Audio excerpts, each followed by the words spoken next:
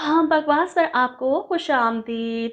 हसरत ड्रामे की अगली किस्त में आप देखेंगे कि फ़बीहा के मसले सुनकर अरहम कैसे मदद के लिए आगे बढ़ा। कभी अपनी बीवी के लिए तो इस तरह इसने हाथ नहीं बढ़ाया। हर बार मुश्किल में वो गिरफ्तार होती है और निकलती भी खुद ही है। यहाँ पर फ़बीहा की मुश्किलात के लिए कैसे अरहम परेशान हुआ। मैं चलता हूँ आपके साथ पुलिस स्टेशन तक। हमज़ा को छुड़वाएगा, फिर जब इसे पता चलेगा हारून वाले मसले का कि किस तरह वो शख्स फ़बीहा के पीछे पड़ा है और बदले में क्या चाहता है, तो यहाँ पर अरहम अपने इंस्पेक्टर दोस्त की मदद से हारून के मसले को भी ख़त्म करवा देगा, जिसके बाद फ़बीहा तो एहसानमंद हो जाएगी अरहम की। यहाँ पर रफ़त बेगम के सामने भी अपने इस मसले को बयान करेगी कि इस इमरजेंसी में मैं इस घर से निकली थी।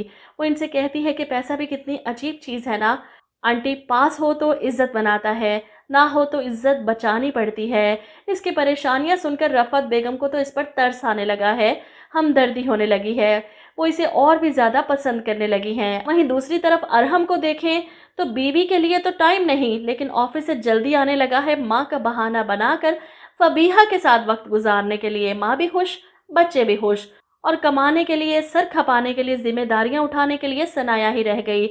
इसे पता ही नहीं कि इसकी नाक के नीचे क्या चल रहा है। ये दोनों सुबह निकलते हैं एक साथ ऑफिस। फ़बीहा को इंस्ट्रक्शन देकर सनाया तो चली जाती है, लेकिन अरहम रुक कर इसकी तरफ ज़रूर देखता है, जैसे कहता हो कि इंतज़ार करना, शाम को जल्द आ जाऊंगा। और वह वाकई आकर खूब इंजॉय भी करता है ज़िंदगी को। बच्चे खेलने की फरमाइश करते हैं तो खुद फ़बीहा अरहम की आंखों पर पट्टी बांधती है। माँ ये सब देखकर खुश हो रही है। गैर लड़की तो पसंद है, लेकिन अपने बेटे की बीवी नहीं। वहीं दूसरी तरफ सनाया के फैसले के बाद इसका भाई अपनी बीवी को साथ लेकर आता है माफ़ी मंगवाने के लिए। सोनिया अपने शोहर के मुंह से धमकी सुनकर सच में डर जाती है।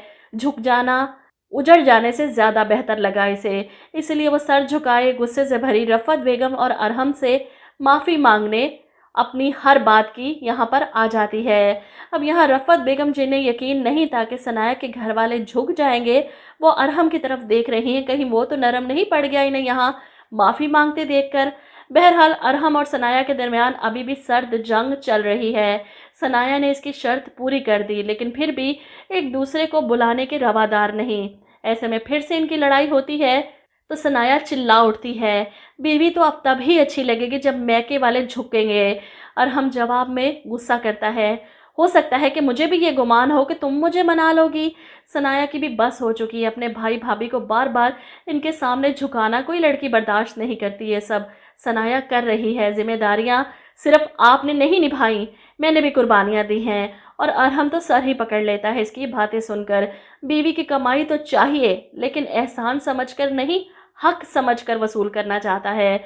चुपचाप मुंह बंद करके इसे कमा कर देती रहे, खर्चे पूरी करती रहे, जिम्मेदारियां उठाती रहे।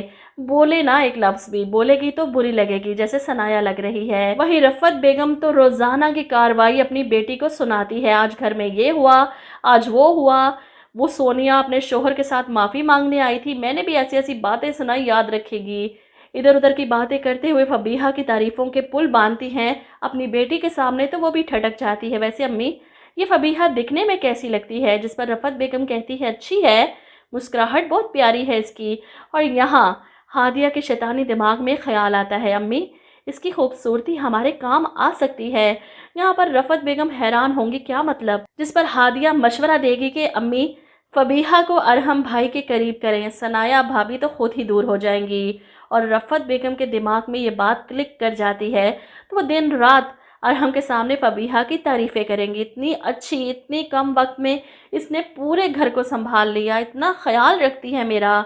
अरहम हैरान कि अम्मी इतने साल सनाया आपके दिल में अपनी जगह नहीं बना पाई, लेकिन चंद दिनों में फ़बीहा ने बना ली है। जिस पर रफ़त बेगम कहती हैं, बेटा वो है ही इतनी अच्छी,